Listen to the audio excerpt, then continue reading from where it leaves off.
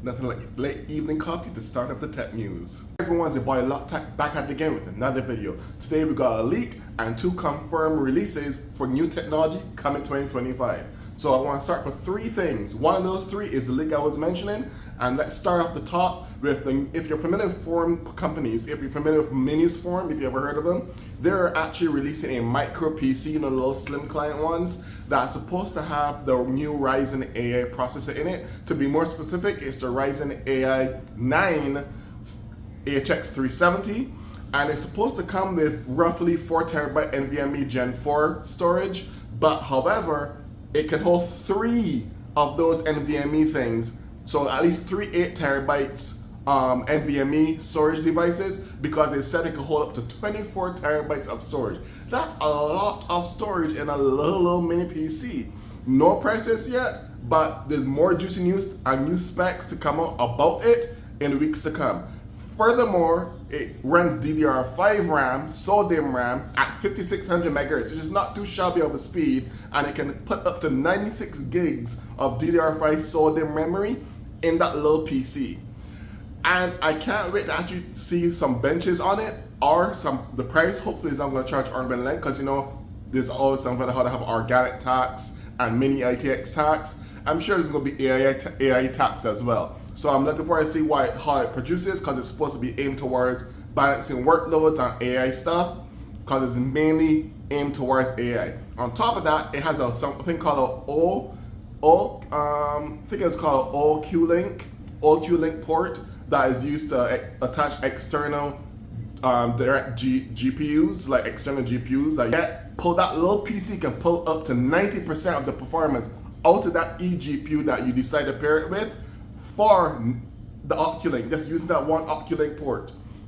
On top of that, the CPU, like I mentioned, is the Ryzen 9 AI. We all know Ryzen 9s on the desktop front are the most powerful AMD processors that you can put in a desktop. Anywhere from the 16 and the 12 core, which we're very familiar with. And there's some other stuff like way back when I had the Threadrippers. It has a lot of performance in that little slim client-based format.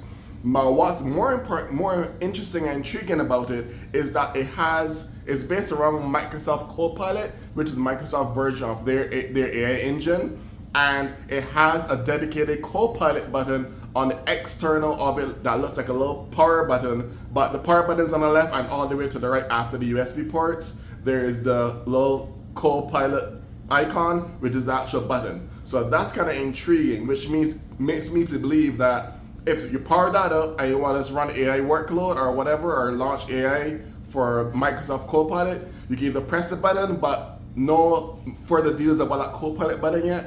I'm sure since it's a dedicated AI-based micro PC, I'm sure that it's going to be more than just a shortcut button to launch Copilot. Hopefully. Now that's one of the interesting things that's confirmed to launch this year. No dedicated date yet, but Minis Forum did reveal it at CES this year, and I saw it on the coverages. It was pretty neat. Next up, if you've been living on a rock, you probably haven't heard about it yet, but I'm sure if you're a tech junk like me, you've heard about Nintendo announcing the Switch 2. Now, finally, they have official announcement for the Switch 2 launch and an official date of the 2nd of April of this year. From what I've seen, if you have seen the little trailer or teaser of it, it was like a 2.5-minute almost trailer, and it looks like it's going to be also backwards compatible with existing Switch games, as well as the handheld Switch Lite. So it should be backwards compatible according to what they said in the little teaser.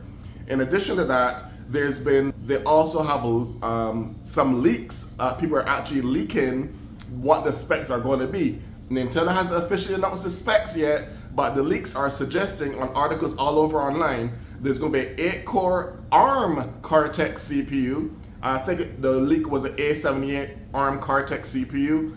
I'm not familiar with the ARM company's lineup of CPUs, but I know of ARM. I know that they make CPUs and other, semiconductor and stuff like that.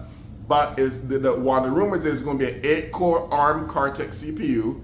It's going to have an NVIDIA T239 Ampere GPU, Not familiar with the console-based GPUs for NVIDIA, but that's what the leaks are saying. They're also saying it's going to have one graphic processing unit, I guess, to help push the graphics. It's also said to have a 12 streaming cores or streaming multiprocessors for like streaming content and productivity and whatnot. And it's also going to have, allegedly, according to the leak, 1,534, so 1,534 streaming engines or streaming CUDA cores for that, packed into that little Nintendo Switch thing. Another thing that it also has specs-wise as leaks is going to have 2 RT cores for ray tracing. So this is going to be interesting because I don't think, if I'm not mistaken, correct me if I'm wrong in the comments below, but I don't think existing Switch consoles have any RT anything. Whether it's the handheld Lite or the regular Switch, I don't think even the OLED has the RT cores for ray tracing. I don't think it got to PS5 and Xbox level yet as far as hardware, but the leaks are saying that it's supposed to have 2 RT cores for ray tracing.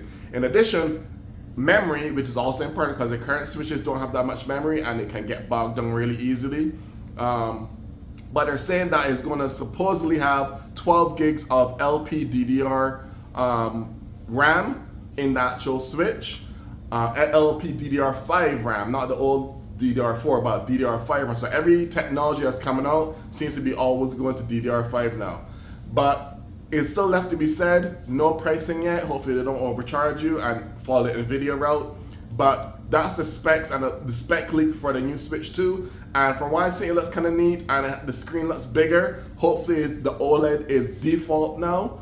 And you don't have to get a separate console with the OLED like how they did with the current gen. But that's kind of cool. I'm not big on handheld that much. I'm more of a PC person, but I'm interested to see how it performs and the price they're going to charge you at. Lastly, we're going to start with the rumors or leaks again for AMD side of things. Now, we haven't heard much about Threadripper in a very long time, at least I haven't.